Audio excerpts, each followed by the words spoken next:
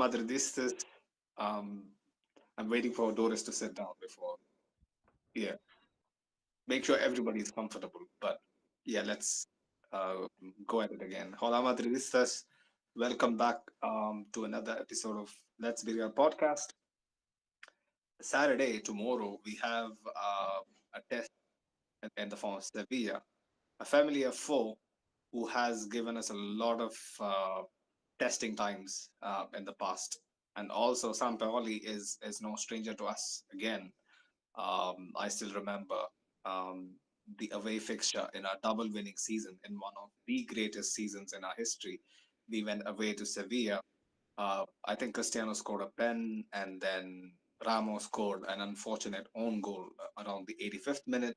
And then Stevan Jovetic, who was a new signing for them, I think he came in January or in the summer transfer window, I'm not sure, but he was very rusty. He was injured or he didn't get much playing time prior to it, but he came in and scored the winner in the 91st minute. So Sevilla, no matter what condition they are in, I must stress that we shouldn't be underestimating them. And the matches between these two teams are always on the edge. Welcome back again.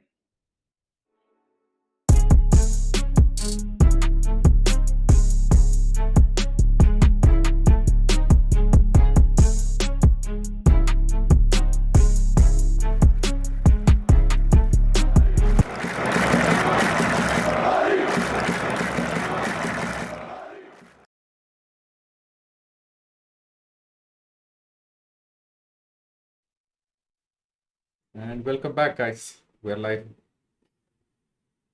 So, Welcome back again. Jacob wanted me to host, so I'll do the honors. But before we go into it, we need to talk about how Sevilla are in this predicament, somewhere languishing. They were languishing 18th. They were rock bottom, if I remember, like a few weeks ago. But now they're up to 12th in La Liga with 10 points, I presume. And if they nick a point from us, they could go. They could get themselves into the top half of the table. So there's everything on the line for both teams. For us, it's stamping our authority.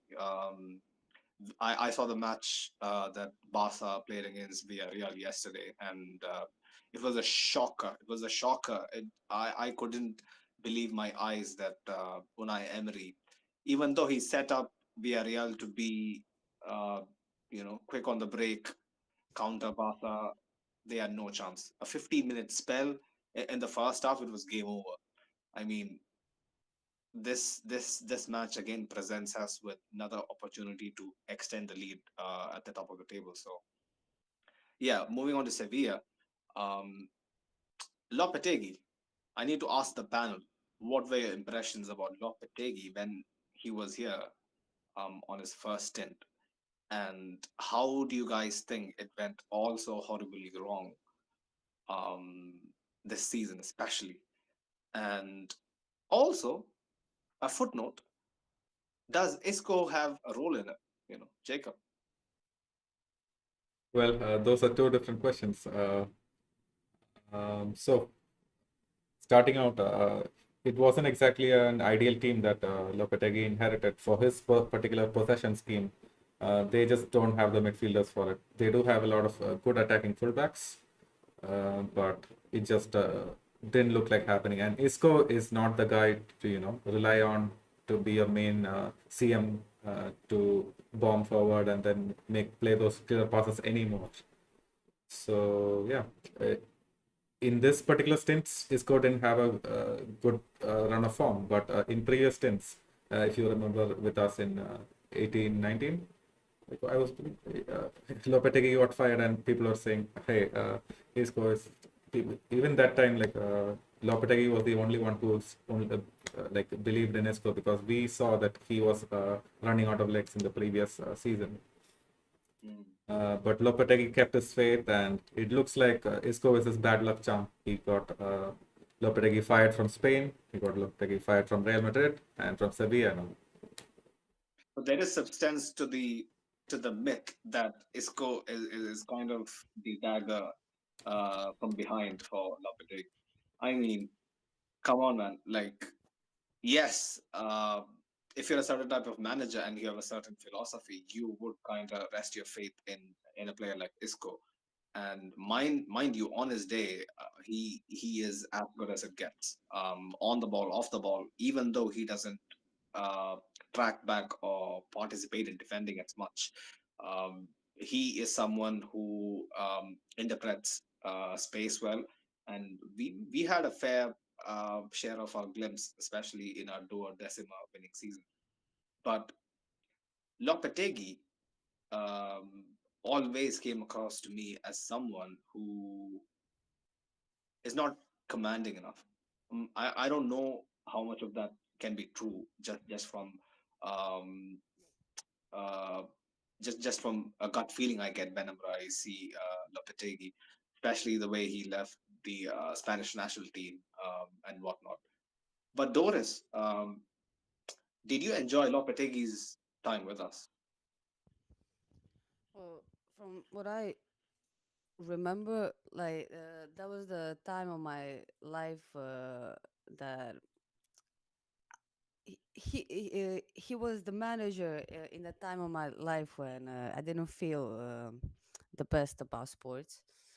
It was a private thing, but there really was the time that marked my Real Madrid fandom, I guess.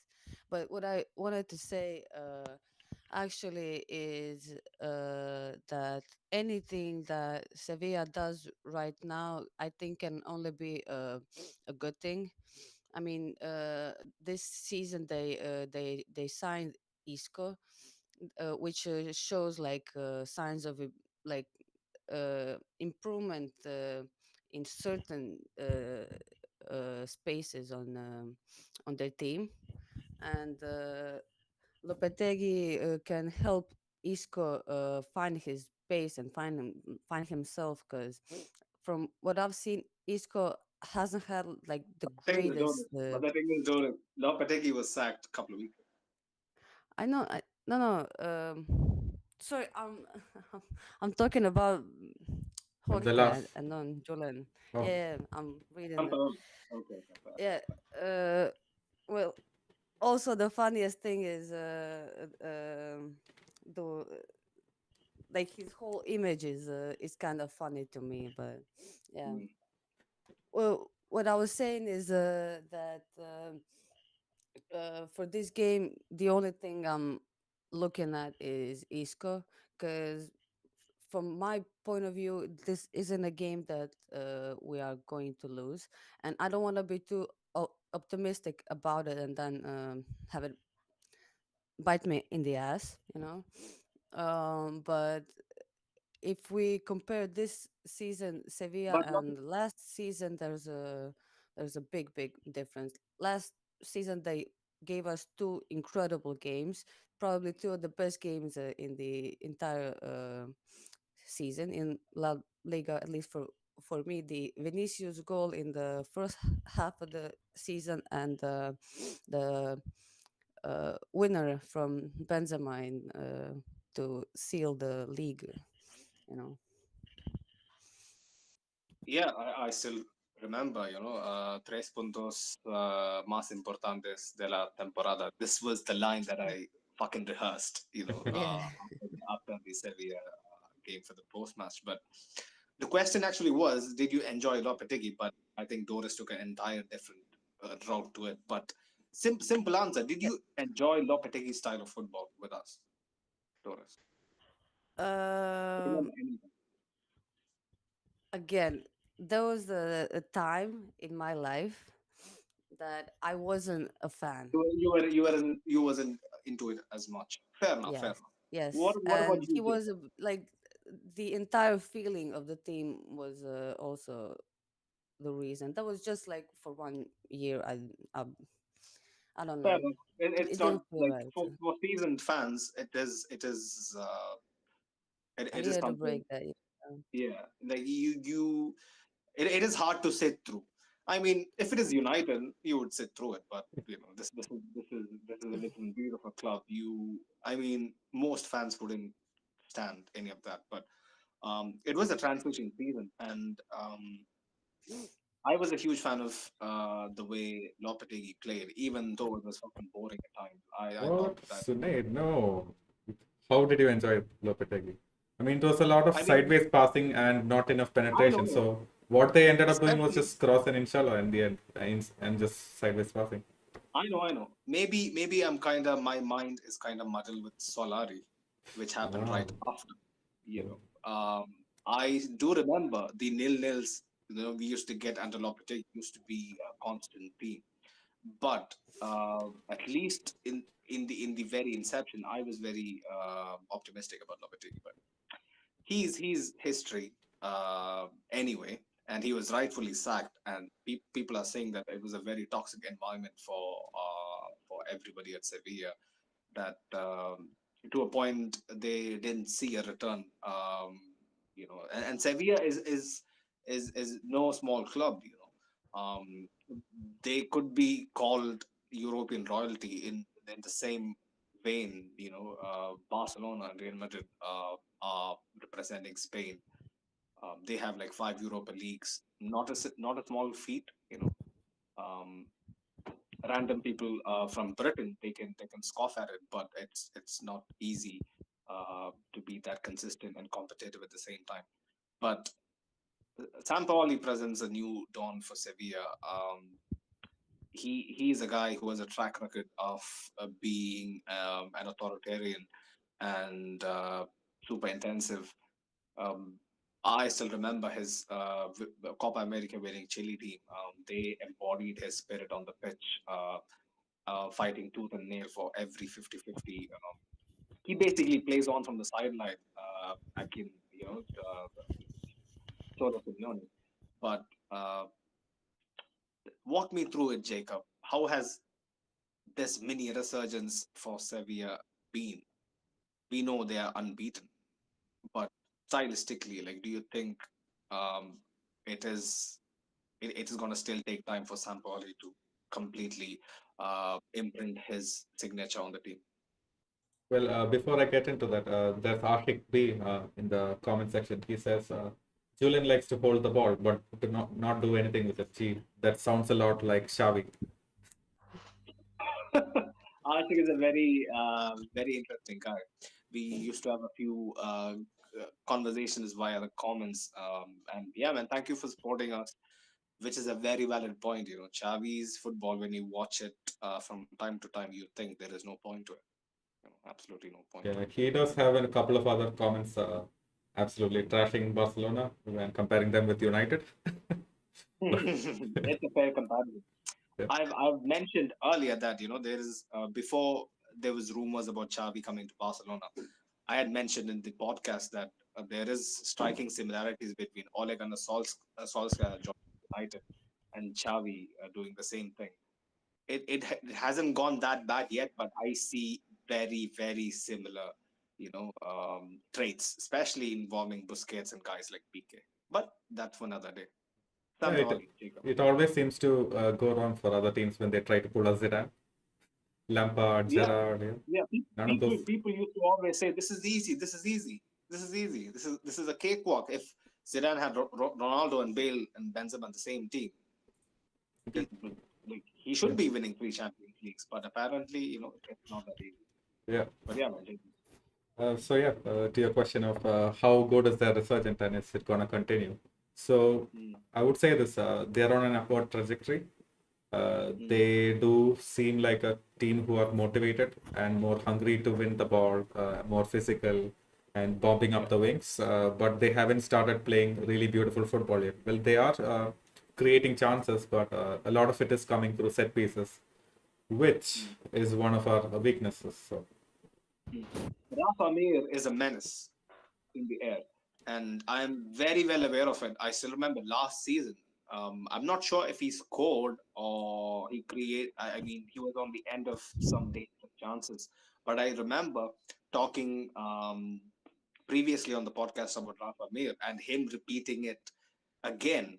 and I used to hope, at least Alaba and Militao would watch a couple of our episodes to be, a bit more aware about this guy's presses. And don't get me wrong, Rafa Mir is a talented footballer, but the thing he excels at is aerial duels and headers. He He's missed. Yeah, you can go. He missed that.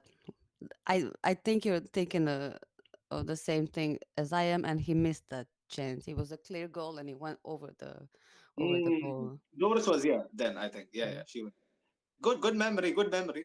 But yeah, man, Rafa Mir is a guy we need to be wary about. But are there any new strikers for them?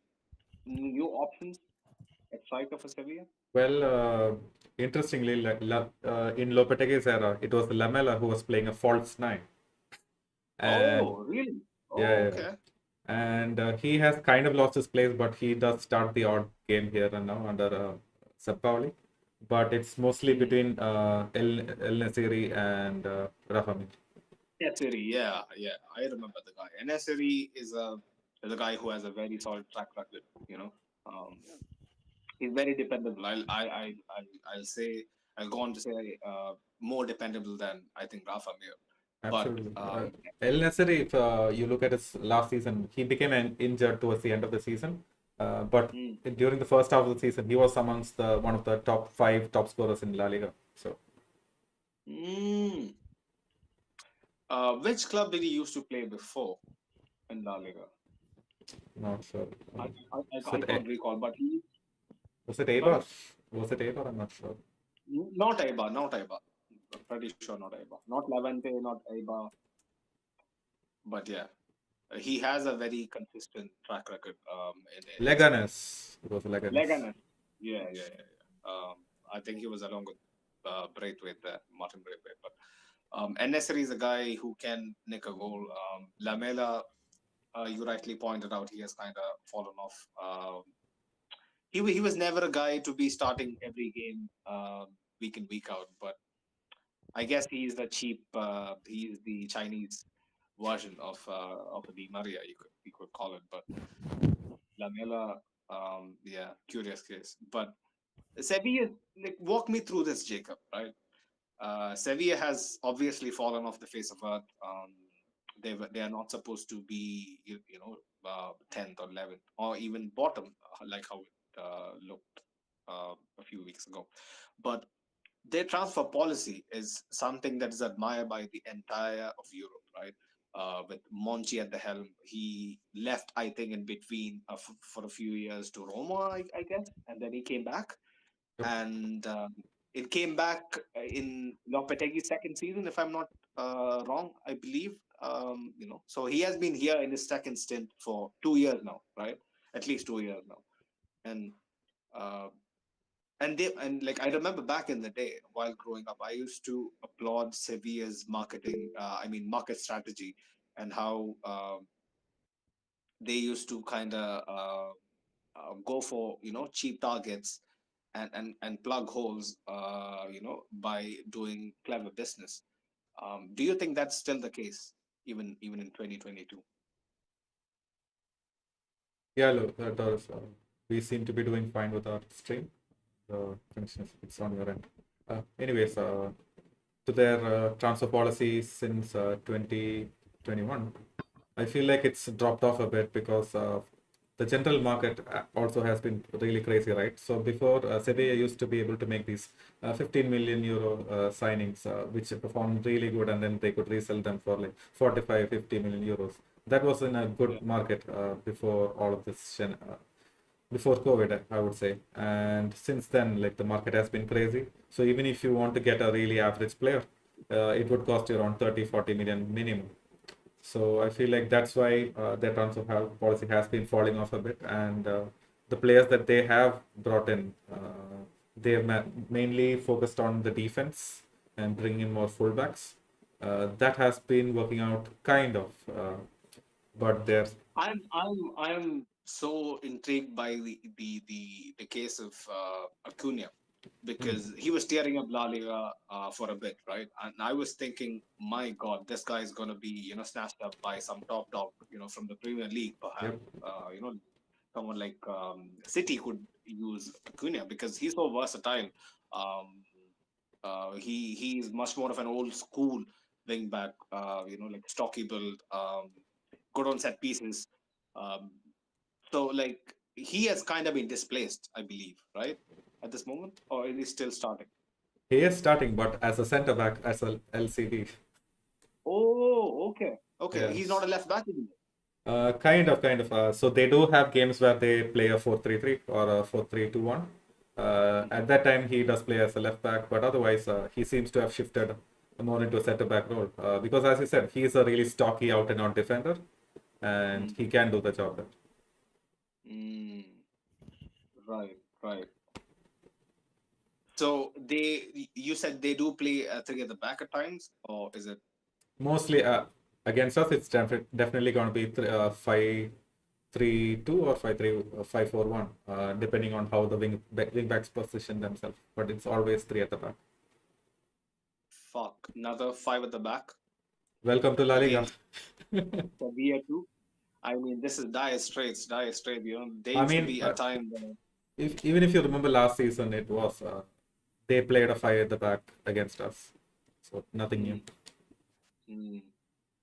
Well, like traditionally, um, Sevilla used to be a very attacking team, very attacking, very expansive. I don't know, I don't know. Like Jacob, this is my another question. Not to Jacob, but to Doris. Like when you see all this, Doris, like, do you think the gap in quality between the top dogs in La Liga and kind of the mid-table teams has widened over the years, where at one point it seemed like the gap is closing and there is much more parity uh, between the sides. Do you think it has increased or is it gotten better? Um, well, I think we looked at talent a bit differently. Before it was so like a sensation. Every single player that does something now is a sensation, and that's why I think most players fail because of the expectations put on them. For example, um, we all know that in La Liga we have like three big teams that are like Madrid, Atletico, and Barcelona. But as much as we try and hope every season that maybe La Real or Sevilla or Betis or someone will finally take that step to join us, we usually get disappointed, mostly because the players that those teams sign are usually almost retired players from better teams, and of course that's gonna show in their game. As someone said in the chat, they're like Spurs, almost there. And every season, like it's not just Sevilla. Like Mm, it, yeah. it's also for maybe Valencia and Villarreal, even though Valencia isn't doing so great.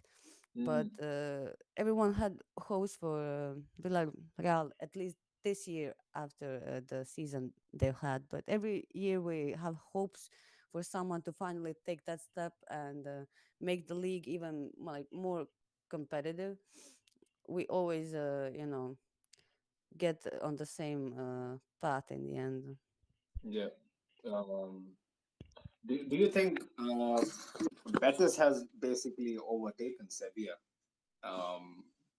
Teams like Sociedad and Betis has kind of overtaken Sevilla as the next club after Athletic, Barca, and Well, Real. definitely in Sevilla Mm, currently. I mean, the best thing about it is that last year then they won a trophy, and that's huge for them. That was huge for them, and it meant a lot to them. mm, So the only thing is that I hope that that trophy would, you know, put some fire under their shoes Mm. to do even more, just for entertainment purposes, not even for the I was kind of mental health. refreshing my memory, actually. I just noticed that Acuna tell them plays left back, and I had completely been oblivious to the fact that Alex Telles has actually joined. Now it all makes sense. The One of the most overhyped, you know, wing backs in history.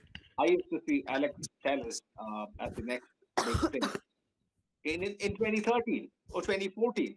When I was like maybe 17 or 18, not 18, but 20, around 20. And I used to be so hyped for this guy, especially on FIFA career mode and stuff like that. And his career trajectory from Porto to United to Sevilla, I don't know. I mean, anybody who goes to United, they go through this. They go through this. Alex Telles, I don't know about his performances so far in La Liga, but I'm pretty sure he has contributed whenever I've seen him play. He's a Brazilian as well, so it is not like I have this desire to see him fail. But whenever I've actually seen him, he is the most bang average left back I've seen in my life, and he's just overrated for set pieces and stuff. I don't know how he's doing at the moment. Any insights, Jacob? Alex Telles? Well, let's just say Sevilla's attack is pretty lopsided, with Jesus Navas again being the more prominent left back. He goes through a lot, and then Even he was out of favor. Jesus Navas at one point, right? yeah, but he seems to be playing under Sampaoli. That's what I see. Mm, mm. And More than Montiel, really? yep, Mm. Fair point. Fair point. So lopsided, you mean by it is much more right oriented for Sevilla? absolutely. Like it takes a switch of play for Telles to go forward, or Acuna even. Like he likes to go forward as well sometimes. From the Mm. highlights that I've seen, not seen a lot. Mm. So we basically can't be resting our big guns, right? Like we gotta be starting Mendy to kind of shut up shop. But who plays at right wing for Sevilla? There is no right wing. It is just the right wing back, which is Jesus Navas. And I mean right mid. oh, It's a 5-3-2, right? yep. My bad. I didn't mean right wing. But who plays it? I also noticed while going through It's the lineup, Rakitic. he plays right side of midfield. Yep. Okay. I've been noticing the guy Godelj. He used to be a centre back. He's playing midfield now. Good. He's actually doing pretty well. So he scored an Mm. absolute screamer against Mallorca. It was and won the match against them. Mm. When Around was that a tactical tweak by Sampaoli, or has it been the case with Lopetegui? I don't think it has been. no, with Lopetegui he was playing as centre back only, and with Sampaoli, Mm. what they like to do is they like to crowd the box and then put those crosses in. So they are basically crossed inshallah, and Goodland is like a really good target man. Mm. Yeah, I've seen him. He looks an imposing figure. So fucking But Viking, yeah. yeah, he's a Viking. He's a Viking. Is he from Denmark? Right? He's from Denmark, right? I think. Nemanja, yeah, probably. Yeah, somewhere in Doris knows better about the Balkan thing. I think so. Is it a Balkan thing? Or am I? I'm sorry, you're cutting out. I didn't hear you. What did you say? No. I was thinking Serbia, Nemanja is Serbia. Nemanja is a Balkan name, right? Doris? Oh, Nemanja. Manja. Is it- Nemanja. Okay. Fair. Oh. Yeah. The question is, Jacob, like, where do you think we gotta be the most weary about Sevilla? Where do you think they have the most venom in them to hurt us? I know, obviously, from aerial balls, but apart from it, So, judging from the last three games, they did score two set pieces, and mm, that is going to be a pain point, as well as general hold-up play from Rafa Mir. But from our past performances, he hasn't really performed well against us, at least. So I'm not too worried about that. even we have been able to keep Jesus Navas quiet because Mendy is like a really imposing figure. Mm. So yeah, if Mendy performs to his highest level, I feel like we're not gonna have that many problems, and it's up to Rakitic to create a piece of magic for the whole team. So, like, you do think that we gotta like completely negate Rakitic's influence in the game, and do you see Carlo starting Chouameni to completely, take care of him? Yeah, man. Tchouaméni, Kroos, Modric, I feel are gonna be the ones because he's their Mm. A team. I would say A midfield, but that would mean like is Fede left out or is Rodrigo left out because both of them have been in really good form. Mm. I feel like it should be Rodrigo. Doris, what do you think? Who should be left out? Who should be left out? Yeah. I think last game the lineup was pretty much perfect. I said last time I would just switch either Cruz or Modric, not put them like both of them on the pitch. I feel like it's unnecessary to have both of them unless we really need them. You can put them on, you Basically, know. Doris is saying this is too much quality being Yeah, It's wasted. too too much OP. quality. Like we need to give them a chance. Like you cannot put both of them on the pitch. That's too much. But yeah, I mean, if we're gonna compare it to the midfield of Rakitic and Isco, both of those players right now wouldn't even be on the on the bench for Madrid.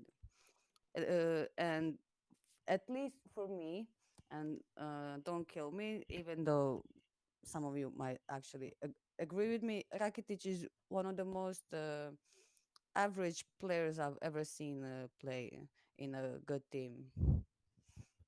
I I said it don't right think Okay. so.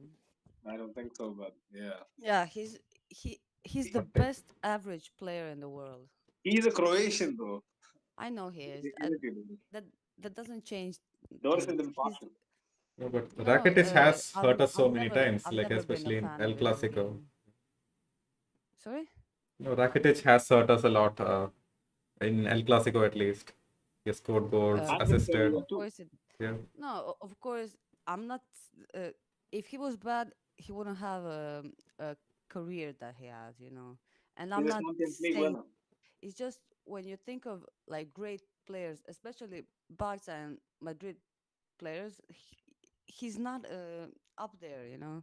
And if you're gonna like compare him to other like world class players, there's nothing special about his game. And most of the time, especially if you've seen him play for Sevilla, he expects his players to play like Barcelona, and he plays like he's there, but there's no one there to pick up the balls that he wants to give, you know.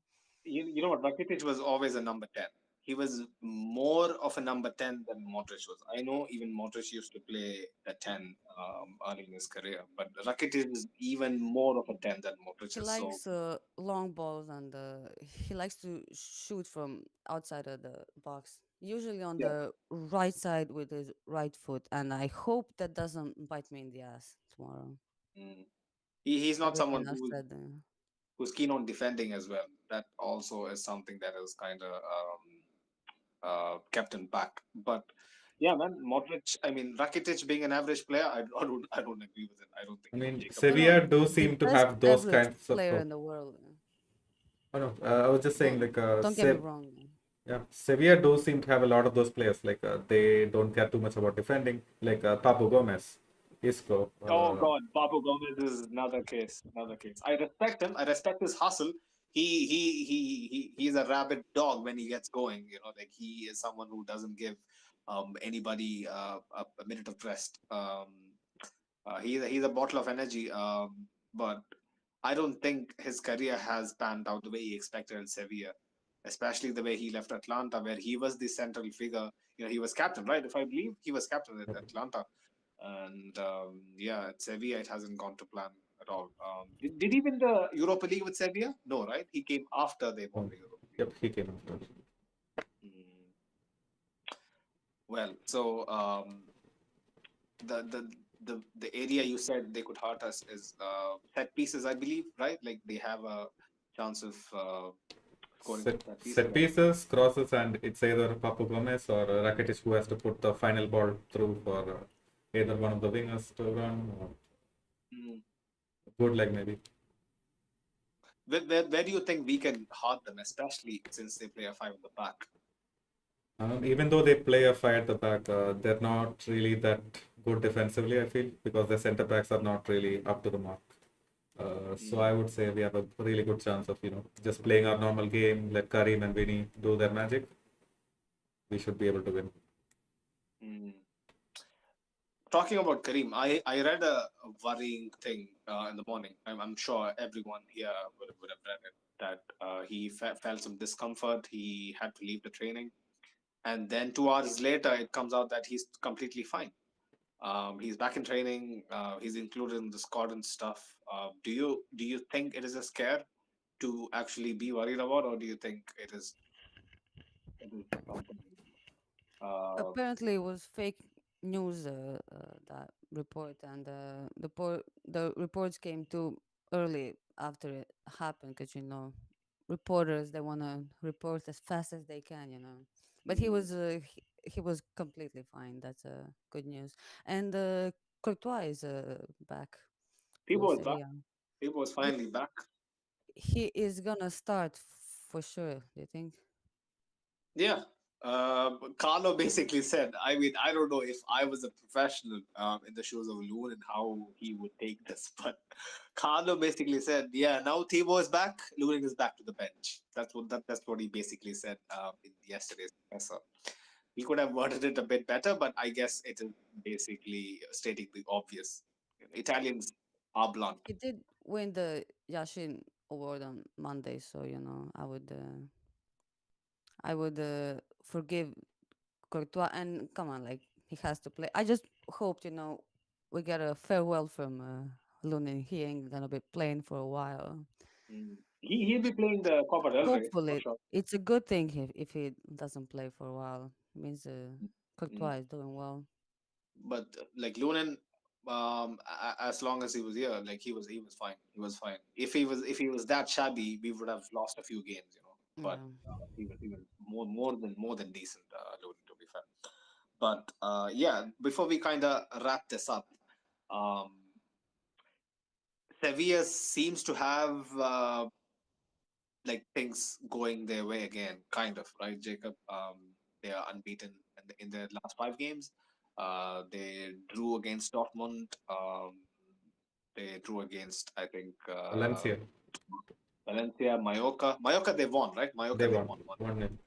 Um, so they might be looking to make a statement, and there is no bigger statement than taking a point at the Bernabeu. So we gotta be on it tomorrow if we got to come back with a win.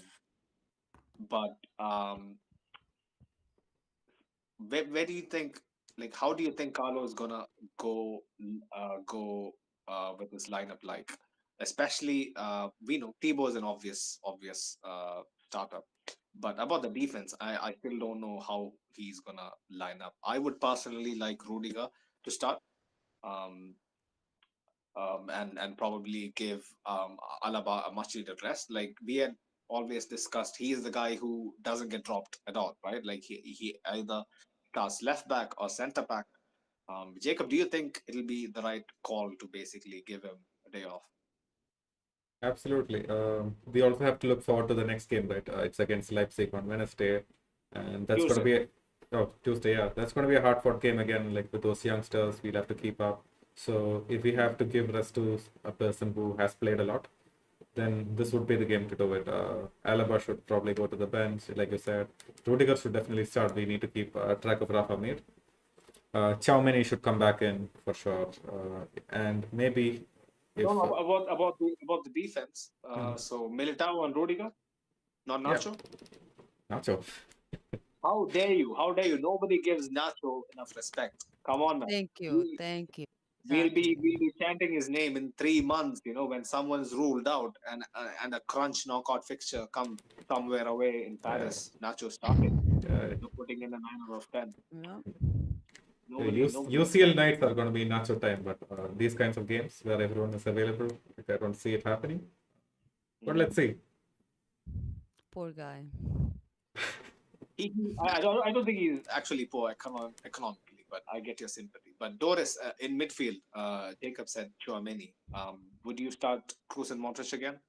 Or would you just No, I already said like I would choose like either one of them. I think it's good for this game. Both of them can give their own flair to it, mm, and the players know how to play alongside them, and that's really important. When you have both of them, I feel like the team works too hard to capitalize on those chances because most of the time they get subbed off, at least one of them, and I don't like the pressure that gives the team, mm, uh, and especially because we need young people in the midfield, mm, and for a team that plays so low, we need youngsters for this. But also a counterpoint, it's the exact reason why we should play both Cruz and Modric because they play so low. So mm. either way you look at it, you know, it works and it doesn't work.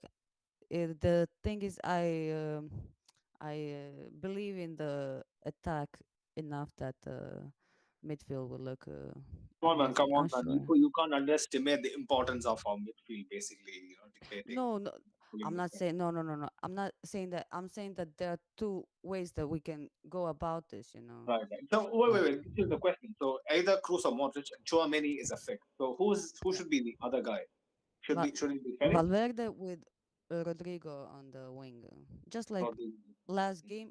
I would just change Cruz or Modric for Tchouaméni again. Mm.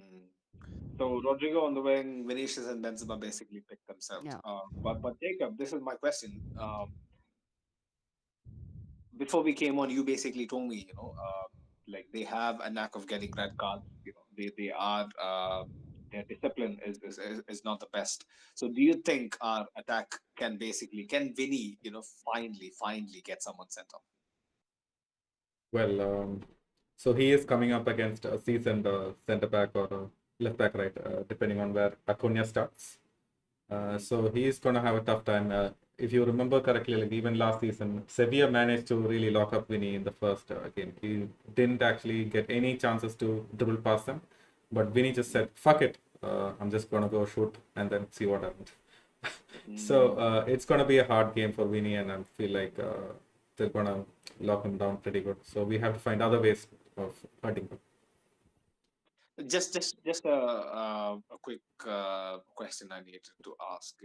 So especially in the last game, against Elche, like people were complaining that obviously these complaints are much more louder when like a particular guy doesn't have a good game.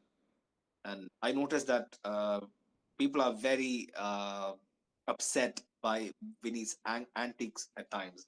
But some some people, on the other hand, they say that man, this guy is getting picked from minute 1 to 90. Obviously, like the two times where the contact isn't that harsh, we might feel like he's exaggerating. But do you think either parties have a point, Jacob? And like, is it basically him going down the Neymar route, or is it basically him venting his frustration for refereeing officials, basically, looking the other way when he's being mauled to the ground? Well, I would side again with Vinny for various reasons because I need to see him healthy. Like if he flops around on the ground every now and then, like if it's a couple of times a game, that's still fine. Like it's gonna play into the opposition's mind and it's gonna protect Vinny more. So I'm all for it. Mm. Fair point. Fair point. Doris, anything to add on that? I agree with Jacob. It plays with you when the opponent is diving, Mm. because you are more careful with the things that you do. But at the same time, it's really difficult to watch Vinny act so bad. It's really difficult to see him like jump like a fish every time and go ah. Do you think So Rodrigo is better at that aspect? 1000%, Mm, 1000%. mm. Rodrigo gets us a foul every time, and Some the people, penalty, and everything, anything you need, he just goes ah, and we get it. mm, So if anything, Vinny should learn from Ro- some people Rodrigo. say it is basically Vinny's ego being the focal point this season. And they say it is because he has this ego now, um, like due to what he achieved last season. Like, do you think there is substance to that kind of allegation? I mean, he acted like this last season too. It's not a new thing for him. It's just that he's It's doing much so more well that frequent this people are season for trying sure. to foul him more, Mm, mm, and it's true. People are trying to foul him more, but I'm just trying to play a devil's a- advocate. If this was, I don't know, Dembele, we wouldn't be saying how we support it. We would we would say that that he should probably get up and stop acting. So no, mm, because we need to be truthful. If this was anyone else, we wouldn't be saying that we agree with it. mm, So the only good thing about this is that he will get injured less because he is diving, but everything else about it, it's a bad image for him, it's a bad image for the club. Like everyone knows of Neymar, and the first thing you think about Neymar is him diving, right? So I don't want that to happen to Vinny the because thing is, it's a he's too good of a guy to for that to happen to him, But I feel like it's inevitable if he keeps going like this, because at the smallest touch, sometimes he, flops on the floor, and I get embarrassed for him. Like the problem is not him diving; it's the problem is him being so bad at it. If only he, I don't know, practiced it, because it's a real thing that players people practice. basically, Doris is asking Mini to dive like Salah, right? I believe that is Yes, where it was. yes. Just do There something you like go. roll or There I'm you go. kidding. There you No, go. I think it's the way he screams when he gets fouled. But Right. it's easy to talk about it from from watching it on TV. He really does get fouled a lot, but if he doesn't stop it, I don't think it can be a good thing for him Mm. in the long run. It's a very valid point because this is a bad image. I get it. I totally get it. But it is a superficial thing, right? Like, who the fuck basically gives any substance to images? Like, in the long run, I mean. But in the immediate future, what happens is that refs, they talk. Everybody who works in football, they talk amongst each other, and everybody says stuff to each other. So